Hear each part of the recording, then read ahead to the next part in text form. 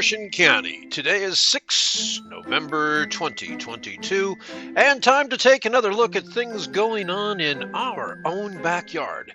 Today we're going to look at what happens when we give away our authority as citizens. You see, when a person takes sides on an opinion or on a team, on a person, or even on a cause, it can end up with that person finding themselves in a place where it's one over the other. So be careful.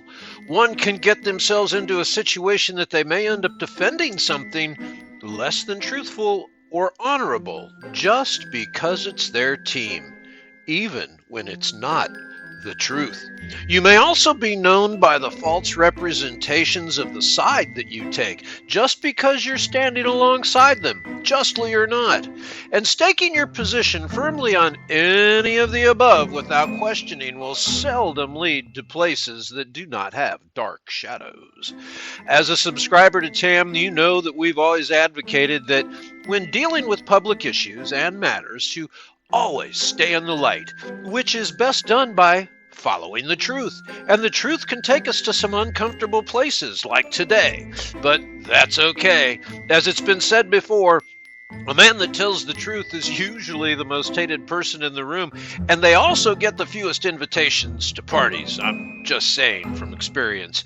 On this journey, we're going to widen the discussion even further as we look once again at the pet store ban ordinance and reduce our party invitation list. So strap yourself in and hang on as we take another journey down the rabbit hole.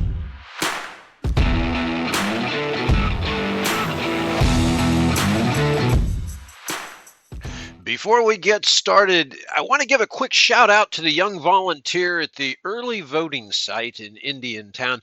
She recognized my name and knew me from TAM, and more specifically the Casey Ingram Show, which you can catch every Wednesday at 10 a.m. on WSTU or on Casey's Facebook page live. And by the way, young lady, thank you for watching, and thank you for volunteering so I could vote early this year. You made my day. And Ms. Davis, well done. TAM has been a voice for early voting in Indiantown and wants to thank you for your efforts and the results. Thank you for being there, all of you. Now, on to the Journey's Trail.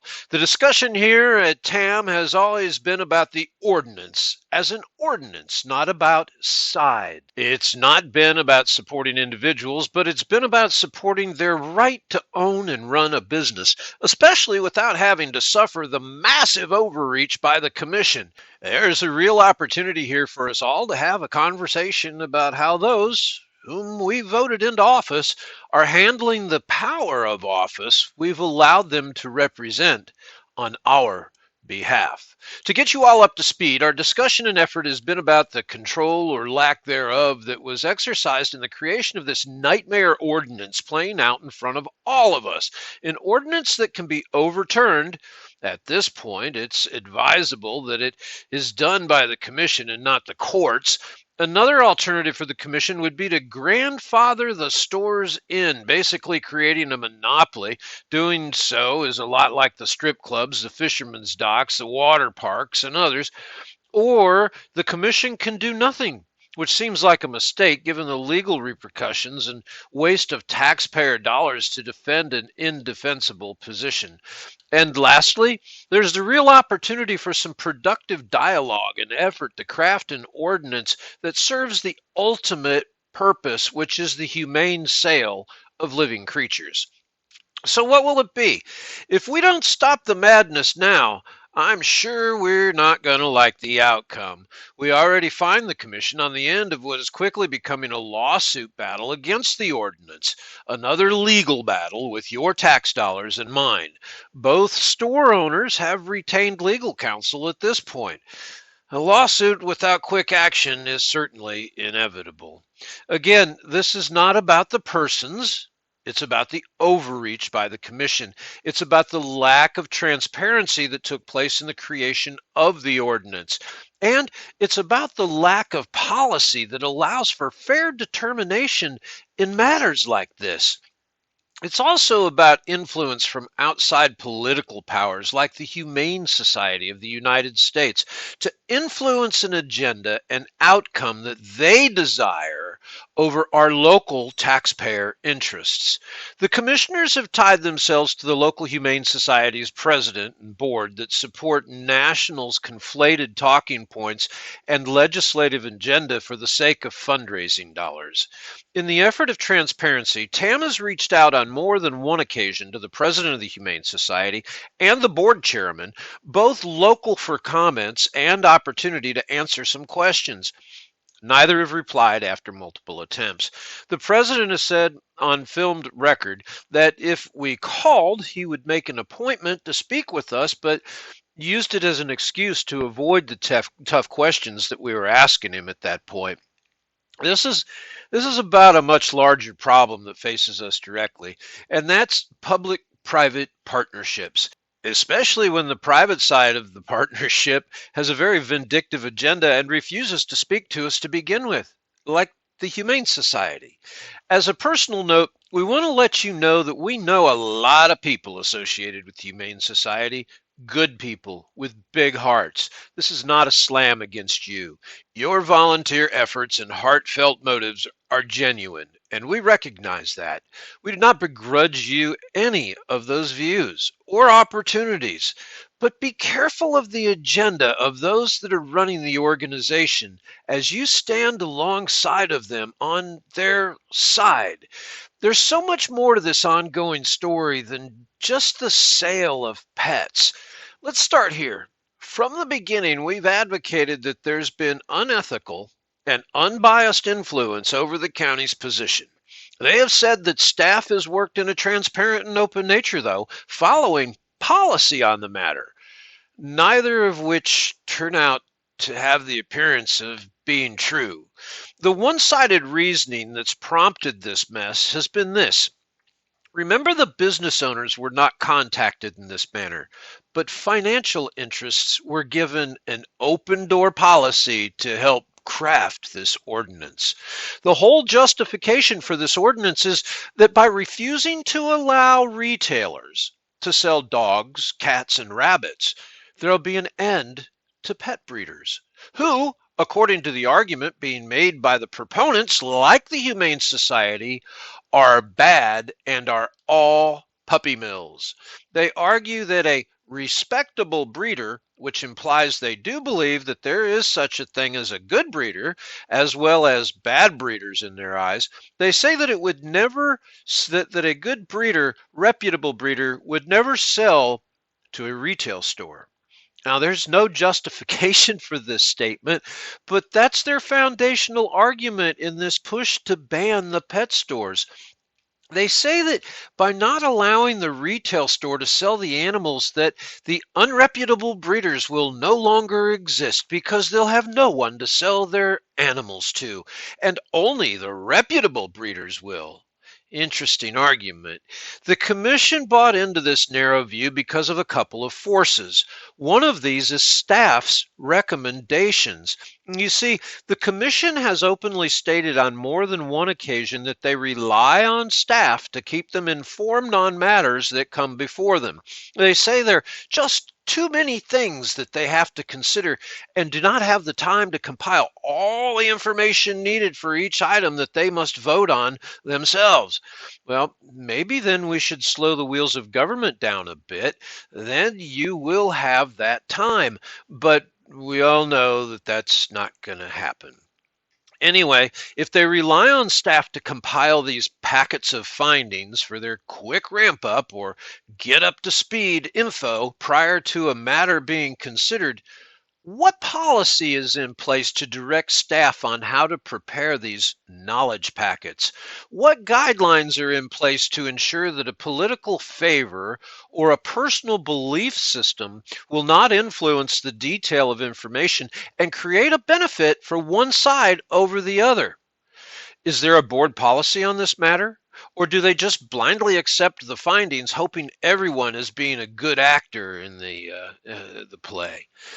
If staff chooses to bend to political pressure and take a direction in their findings that's interculturally staff driven or goes against what staff thinks is in its best interest, how do we get the other side of the story to the commission for their consideration? Now, some will argue we each have 3 minutes to just go before the matter is brought up for a vote and consideration and speak to the commission.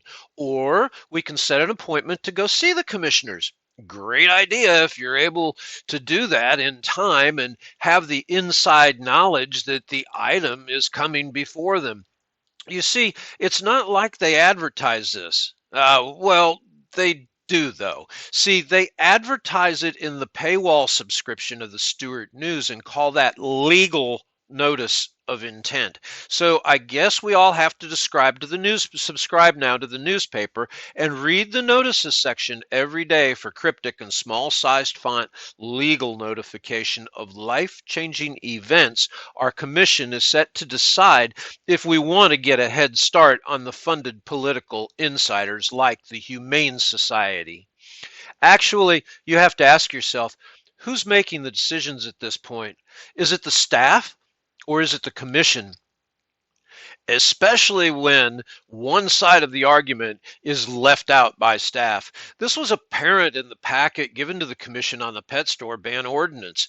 Things like Google ratings and quotes from national nonprofit organizations that advocate and spend millions a year to get just this very ordinance passed, which, by the way, the same organization finds themselves in several lawsuits in other municipalities that have exercised this same type of overreach. Staff's logic and truthfulness is less than accurate and not in the taxpayer's interest. Now, before we tackle the next force that drove this ordinance close to the point of having lawsuits brought against the county, we have to look at the relationship. A public-private partnership, as it is called in the government newspeak and parlance.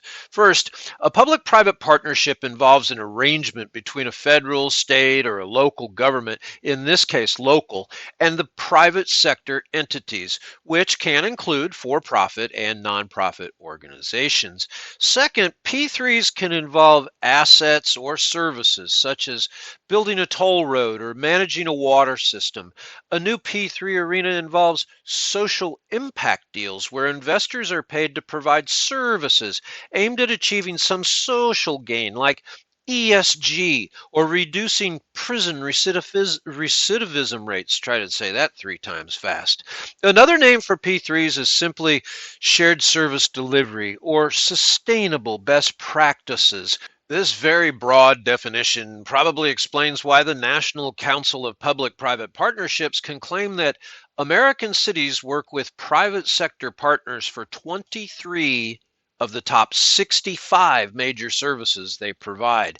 And that brings us to the next force that was used to bring this ordinance into play.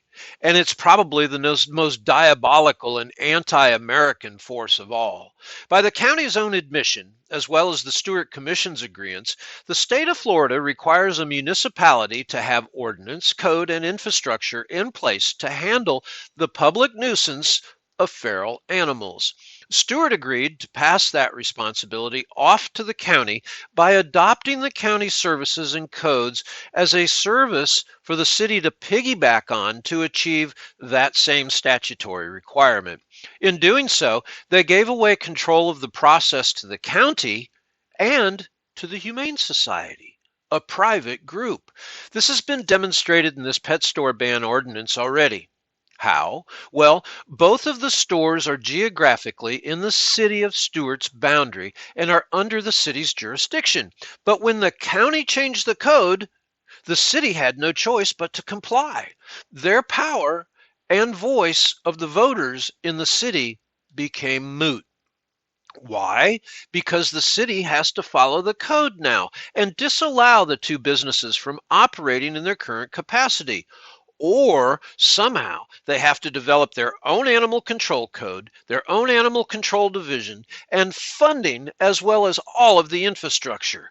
So How does the county deal with the state requirement? Good question. And this is where the P3 comes into play. The county has agreed to use the Humane Society of the Treasure Coast to handle the housing, feeding, and vet care, etc., for the county. In return, the county has agreed to pay roughly $1 million a year to the Humane Society for those services.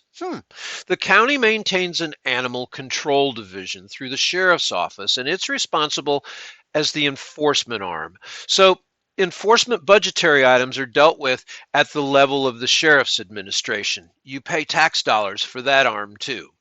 All sounds like a slick little deal. Streamlined government under the banner of sustainable everything. Here's where we take the turn, though. The Humane Society is a very large, very powerful national nonprofit organization. The organization's questionable credibility at a national level has been demonstrated over and over, and we'll attach more information to this story for you to look at and make your own mind up on. The outcomes don't seem to match their mission, any way you look at it. Let's look at it in another light. If the county used those $1 million a year for themselves, would they need the full millions of all of our money? The Humane Society, while not a full blown no kill facility, does kill far less than they house for extended periods of time. See, they say only the aggressive animals, primarily pit bulls, as they call them, are killed. If the county adopted a repeat offender automatic euthanization policy, or if the county did not house an animal for extended periods before adoption, then the costs associated would necessarily decline. The cost we as taxpayers are covering for the Humane Society to keep these animals for months and in some cases a year plus. See, they advocate for no kill and thus need more money to maintain that policy. Convenient. So, how do they get that money? A large portion of it comes from you and I, the taxpayer. Slick little game that they seem to be playing. Don't get me wrong. If there's a group of people that want to adhere to a shelter and adoption facility that's no kill, go for it. Just not with my tax money. Use your donations from like minded people to achieve your goal, but leave government and the taxpayer out of it. Here's another issue with the whole P3 relationship. If we want records about how much it's costing us, the taxpayer, to house an animal brought in by the Animal Control Division to the Humane Society, how do we make a public records request? Who do we make it to? We can't even get this organization to make an appointment to answer simple questions. How do we get facts?